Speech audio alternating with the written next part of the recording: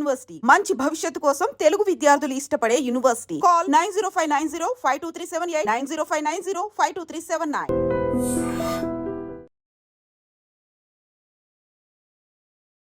విశాఖలో తీవ్ర సంచలనం రేపుతున్న సగం కాలిన స్థితిలో ఉన్న మహిళ అనుమానాస్పద మృతిపై ఇంకా ఉత్కంఠ కొనసాగుతోంది. దాకమర్రి పంచాయతీలోని ఫార్చ్యూన్ హిల్స్ లేఅవుట్లో మహిళ మృతదేహాన్ని ఒకరు గుర్తించి పోలీసులకు సమాచారం ఇచ్చిన వెంటనే భీమిలి పోలీసులు హుటాహుటిన సంఘటనా స్థలానికి చేరుకున్నారు.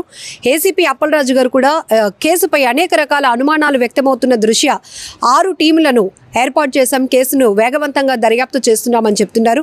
అయితే ప్రస్తుతానికి ఈ అనుమానాస్పద స్థితిలో మృతి చెందినటువంటి మహిళ ఎవరు అనే సస్పెన్షన్ ఇంకా కొనసాగుతోంది. ఎందుకంటే గుర్తుపట్టలేనటువంటి సిచ్యువేషన్లో ఆమె మృతదేహం ఉంది. మొహం పైన పూర్తిగా కాలిపోవడం వల్ల అసలు ఎవరు ఈ మహిళ, ఎక్కడి నుంచి వచ్చింది అనేటటువంటి ప్రస్తుతానికి ప్రైమరీ ఇన్ఫర్మేషన్ కూడా ఏమీ తెలుసుకోలేనటువంటి పరిస్థితిలో పూర్తిగా అక్కడ క్లోజ్ టీమ్ చేరుకుంది. డాగ్ స్క్వాడ్ చేరుకున్న తర్వాత ప్రాథమికంగా సంఘటన స్థలంలోనే దొరికినటువంటి ఆధారాలను బేస్ చేసుకున్న తర్వాత అక్కడ జరగాల్సినటువంటి క్లోజ్ టీమ్ ఈ ప్రాసెస్ అంతా చేసిన తర్వాత ప్రస్తుతానికి ఈ మహిళ ఎవరు అనేది గుర్తించినప్పటికీ కూడా పోస్ట్ మార్టం నిమిత్తం కేజీహెచ్ మార్చురీకి తరలించారు. అయితే మహిళకు సంబంధించినటువంటి కొన్ని వస్తువులు, ఆనవాళ్ళను అయితే పోలీసులు రివీల్ చేస్తూ ఎవరికైనా ఇలాంటి ఆనవాళ్ళతో మీ ఇంట్లో ఎవరైనా ఒక మహిళ మిస్ అయి ఉంటే కనుక ఖచ్చితంగా మమ్మల్ని ఇమీడియట్గా అప్రోచ్ అవ్వండి అంటూ కూడా మీడియా ద్వారా ఒక ప్రకటన కూడా రిలీజ్.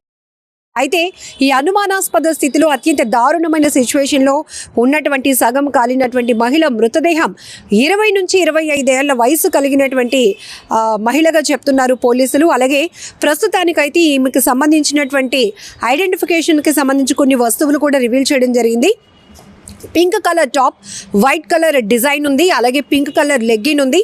అలాగే ఆ అమ్మాయి 2 కాళ్ళకి కూడా బ్లాక్ కలర్కి, అంటే ఎడమ చేతికి 2 కాళ్ళకి పర్పుల్ వేసి ఉన్నట్టుగా కూడా తెలుస్తోంది. ఆమె మెడలో ఒక నల్ల పూసల దండ కూడా గుర్తించారు. అలాగే 2 కాళ్ళకు కూడా మెట్టెలు కూడా గుర్తించారు. కాబట్టి ఈమె వివాహిత అనేది పోలీసులు అయితే నిర్ధారించడం జరిగింది. అలాగే ఆమె బాడీ ఆ స్ట్రక్చర్ బట్టి కూడా 20 నుంచి 25 ఏళ్ల వయసు మాత్రమే ఉంటుంది అన్నట్టు కూడా పోలీసులు ప్రాథమికంగానే గుర్తించారు. ప్రస్తుతానికైతే ఈ మహిళకు సంబంధించినటువంటి వివరాలు ఇవి మాత్రమే ఉన్నాయి. అలాగే పర్పుల్ కలర్ ఫ్రేమింగ్తో ఉన్నటువంటి ఐ సైట్కు సంబంధించిన స్పెట్స్ కూడా ఆమె ఆ సంఘటన స్థలంలో దొరికాయి. భీమిలి పోలీసులకు సమాచారం ఇవ్వాలి అంటూ పోలీసులు రిక్వెస్ట్ చేస్తున్నారు. ఎందుకంటే ప్రస్తుతానికి కొన్ని గంటలు గడుస్తోంది.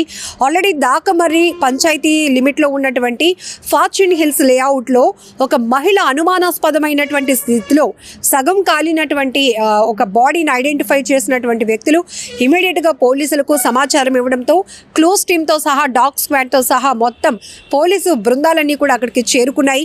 ఇమీడియట్గా అక్కడ ఎలాంటి ఆధారాలైనా దొరుకుతాయని చెప్పి గంటల తరబడి కూడా అక్కడ చాలాసేపు ఇన్వెస్టిగేషన్ అనేది కొనసాగింది. అయితే ఇమీడియట్గా ఇక్కడ చుట్టూ నివాస ప్రాంతాలు లేవు, అలాగే సీసీ కెమెరాస్ సర్వేలెన్స్ కూడా కవర్ అయినట్టు లేదు. ఎందుకంటే అది ఒక లేఅవుట్.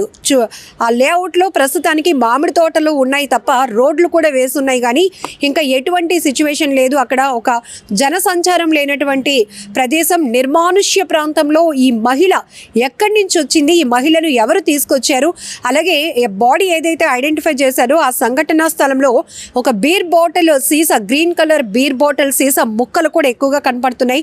అలాగే ఆమె ఒంటిపై కూడా మెడపైన ఒక గాయం కనిపించింది. అలాగే చేతిపై నుంచి బ్లడ్ కారుతున్నట్టు ఆనవాళ్ళు ఉన్నాయి. ఇంకొక వైపు ఆమె ఫేసు, అలాగే మెడ భాగం, రైట్ హ్యాండ్ పూర్తిగా కాలిపోయాయి. అలాగే చెస్ట్, ఆ తర్వాత కింద పార్ట్ అంతా కూడా కొంత పాక్షికంగా కాలి ఉన్నట్టు పోలీసులు గుర్తించారు. కాబట్టి ఇది సగం కాలినటువంటి మహిళ మృతదేహంగా అనేక రకాలైనటువంటి అనుమానాలు అయితే వ్యక్తమవుతున్నాయి.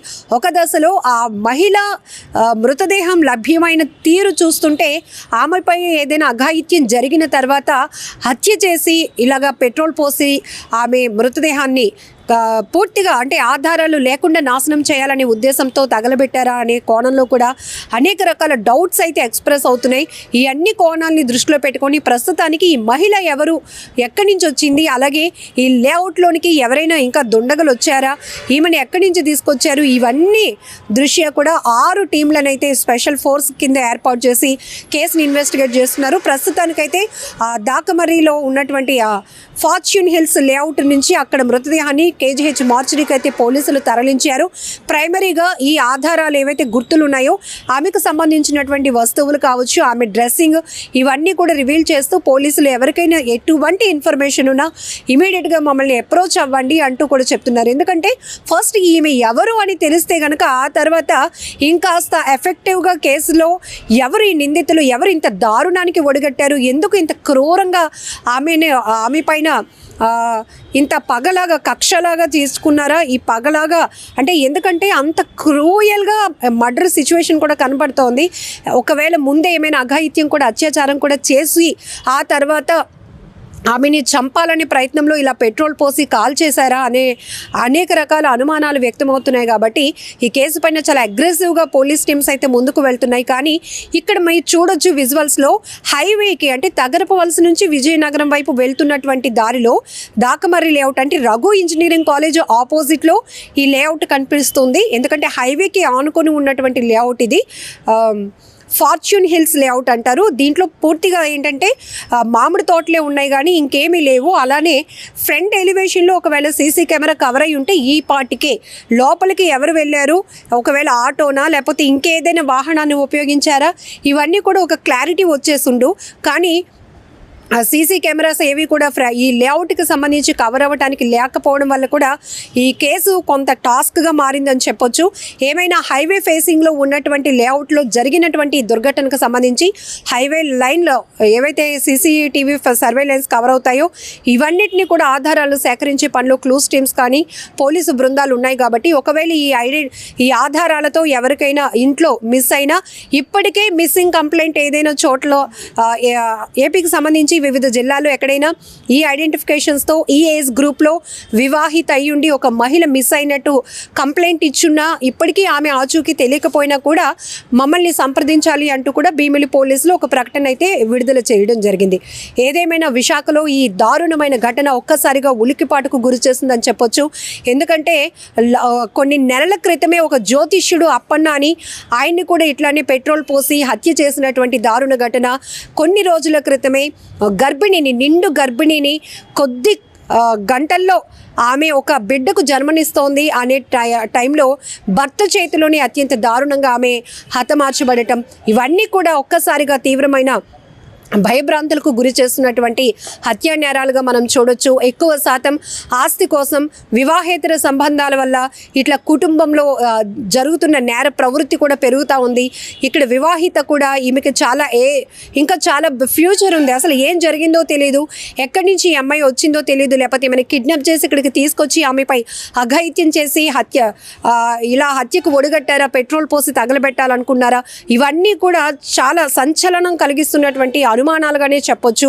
ఏదేమైనా అసలు ఇమ్మీడియట్గా ఎవరికైనా ఇన్ఫర్మేషన్ తెలిస్తే కనుక మమ్మల్ని అప్రోచ్ అవ్వండి అంటూ భీమిలి పోలీసులు అయితే చెప్తా ఉన్నారు. నిజంగా ప్రస్తుతం ఉన్నటువంటి సమాజం దేనికి ప్రయారిటీ ఇస్తుంది? ఆర్థిక సంబంధాల చుట్టూ మాత్రమే తిరుగుతుంది. మళ్ళీ ఎన్నికలంగానే చాలా విరక్తి కలుగుతాం. మంచి అనిపిస్తుంది కదా, లేడీస్ కూడా ఛాలెంజింగ్ జాబ్స్ చేసినప్పుడు చాలా బాగుంటది. ట్రాఫిక్ అసిస్టెంట్స్ గా నియమించిన ట్రాన్స్జెండర్స్ అందరితో సాల్యూట్ చేయించుకుంటున్నారు. ఫుడ్ డెలివరీ ఇవ్వటానికి వెళ్ళినటువంటి డెలివరీ బాయ్ అనిల్ పై కళ్ళ ముందు